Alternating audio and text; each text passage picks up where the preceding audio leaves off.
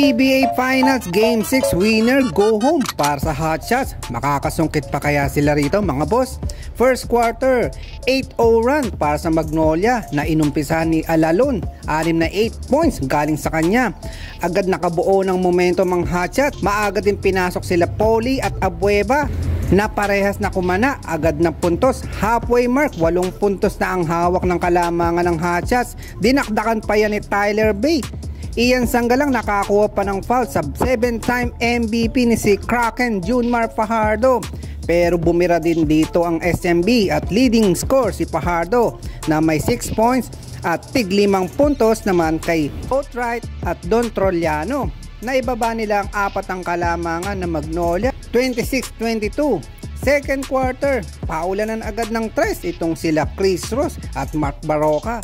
Abueva na isahan sa ilalim ni Mo Tautua na agawan na naiskoran pa at bagsak si The Beast at nakakuha ng charging foul sa import ng SMB. Beerman Junmar parang si Lebron lang, dasal muna bago tira.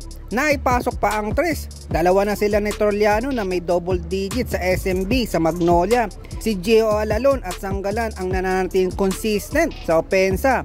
Balik ulit ang kalamangan sa kanila matapos ang 11-1 run. Baroka na foul trouble, nagtala ng 3 foul pero buti na lang patuloy ang magandang shooting ni Poly.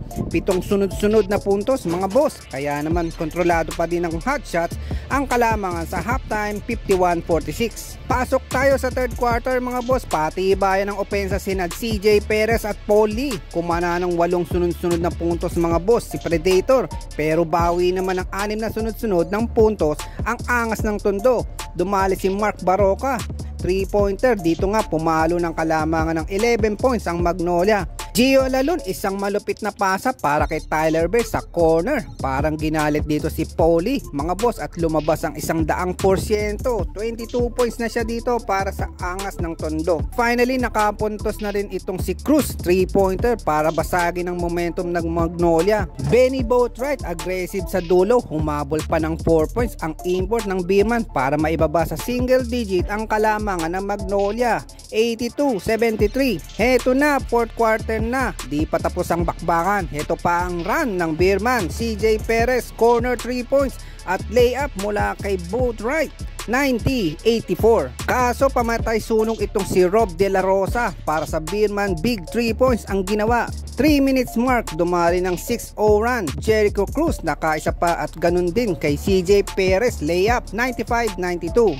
Pero Poly di basta-basta bumibitaw. Clutch 3 points ang binitawan niya rito. Balik sa 6 na puntos ang kalamangan ng Hotshots, 98-92. Yun nga lang, dahil sa mga turnover nakahabol ang mga Beerman sa bakbakan.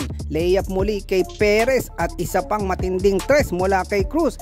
Kaya isa lang ang kalamangan ng Hotshots, 98-97. Sa huling 2 minuto mga boss, Chris Ross tumira ng 3 para sa kalamangan, 199.